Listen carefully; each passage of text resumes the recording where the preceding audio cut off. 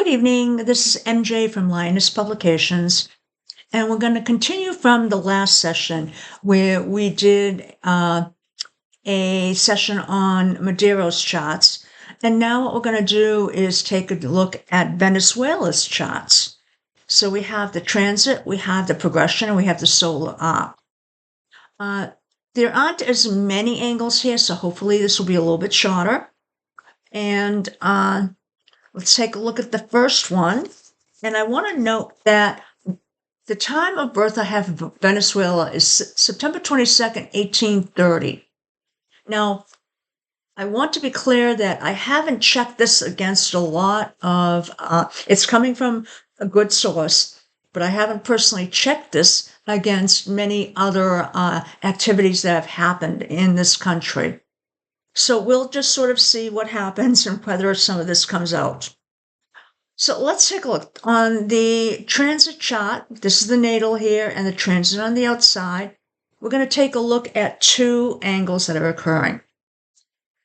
And they're both occurring right around the 12th and 13th of this month. So it's pretty much happening here. So this is the country chart, meaning this is what's happening from a country perspective. So the first thing we're going to look at is Saturn opposing Sun.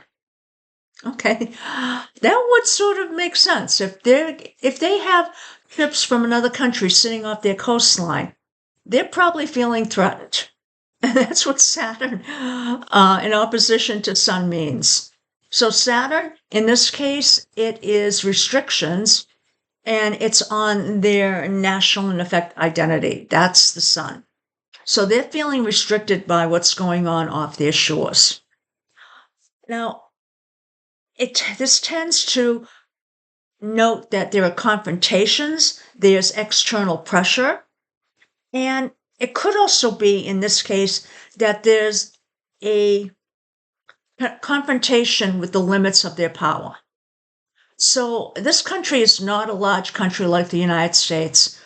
So they are going to be, in effect, they're going to see what the United States can do, and they're going to be very hesitant to make any overt actions against them because they're going to have limited resources. Now, the next thing we have is Jupiter opposing Neptune. Jupiter and opposition is not a friendly angle. Opposition means that, there are conflicts between, parties here. And what are the parties here? In this case, it's the international relationships, which is the Jupiter, and Neptune. In effect, the propaganda that's going on in that country, or will be going on in that country. This is also the ideals of that country. So that country may feel that they identify in a certain way when it comes to their values, but maybe Jupiter's going to come around and sort of expose, sort of blow this up as to what they think. Now let's take a look at the next chart, and this is the progression. Now there's only one thing on this one, and I'm not going to cover it because it's pretty far out. So let's just move to the solar arc. And there are about 5 things I want to cover on this chart. First thing I want to note is, and this is going to be happening probably the beginning of next year, and that is Eris conjuncting with Venus. Now, I don't usually cover Eris because I just haven't done enough research on it. But I'm going to cover it here because I'm going to use this as a thing to say, okay, let's see what happens in a few months. Because Eris conjuncting Venus would typically indicate that the people, communities of this country, the things they value, the things they like, the social things they do, are in effect going to be disrupted by Eris. So we'll see, maybe around the beginning of next year, whether this comes true. Because Eris is a disruptor. It is also catastrophe. So it could be that at some point, maybe Trump decides to do some type of embargo to actually keep things from going into the country. I haven't heard that he's going to do that, but that could indicate something where you're stopping what? Things that people want from getting into the country. I mean, that would be pretty aggressive move on Trump's part, but he hasn't done it, so let's not move there. As I noted, this is going to be happening probably right around the beginning of 26. Let's see what's going to be happening right now. Okay, 1024 of this year, we're going to have Pluto conjuncting Mars. Ooh, Pluto, control, conjuncting Mercury. Pluto is control, manipulation. What's Mercury? The communication, the media. So either this country is going to be trying to control their own media, or another country is going to be coming in to manipulate that. Can't tell right now what that is, but we'll see. Now, the next thing we see is Jupiter coming in and making a square to Mercury. Now, this Jupiter is going to lend to being too much of something. So it could be propaganda, could be misunderstandings, could be overpromising. But it could also be Jupiter is international, countries, global. It could be that since it's coming into Mercury. It could be another country coming in to manipulate their media. So that could also be the case here. But we'll see. That's happening right around February 17th of next year. Now let's take a look at the next one. And that is Pluto here, making an inconjunct to Mars. Ooh, Pluto and Mars. Whenever you're seeing this combination, and sometimes the Mars and Uranus and Pluto, you need to sort of step back and identify the factors. Pluto is control. It's pushing, manipulation. Mars is aggression. So this is in effect coming down on the country. Pluto is in effect pushing for aggression. But this is a break and adjust. Break and adjust is not as powerful. Well, I don't want to say not as powerful. It's not the same type of result as, let's say, an opposition. Opposition is conflict. It's pretty out there. A square is stress, and that's pretty out there. A conjunction would be out there. A break and adjust is more subtle. It happens quickly, suddenly, without you expecting it. And it also tends to be more indirect action. So in this case, while this is worrisome that we have a Pluto-Mars angle, I would take this to be an indirect type of aggression.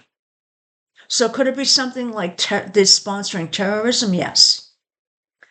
Do I think that's a direct aggression against the ships out in the harbor? No. Now, this I'm noting at around the end of April. Now, this is also going to involve some posturing, meaning that, trying to one-up. Could also be aligned with military operations going on. Also, some internal struggles. But I see this more as possibly shadow operations. So they're going to be doing something that is covert rather than overt. Now, our next one we have is 616, and this is going to be Neptune opposing Uranus. Okay, Neptune is illusion, fogginess. Uranus is something that is strikingly clear.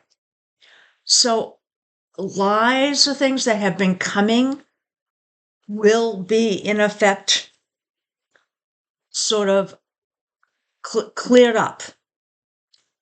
As a nation, they're going to come to grips. And again, this is an opposition, so there's conflict here. They're being fed things lies, propaganda.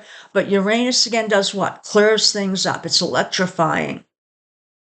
So that'll be a moment of reckoning for that country.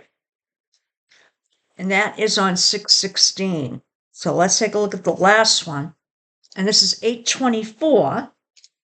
And that's going to be Mars. Jupiter. Sorry. Trining. Where's my Jupiter? Trining Mars. That's actually a good one.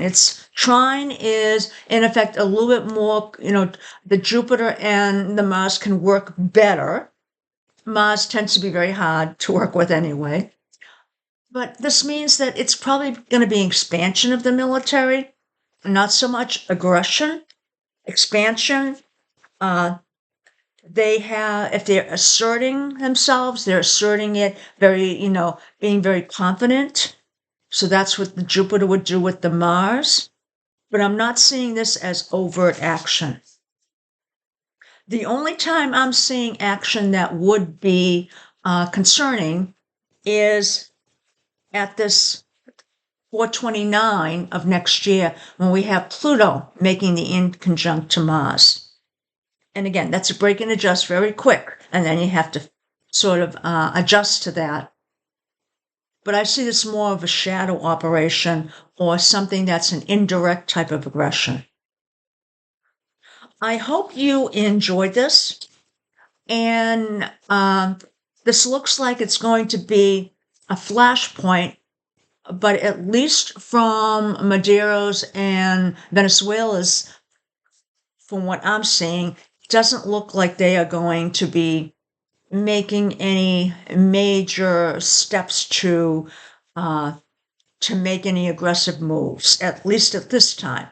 And I'm looking sort of to the end of this year, but sort of into next year, but I haven't covered everything. Hope you enjoyed this and have a great evening. Bye now.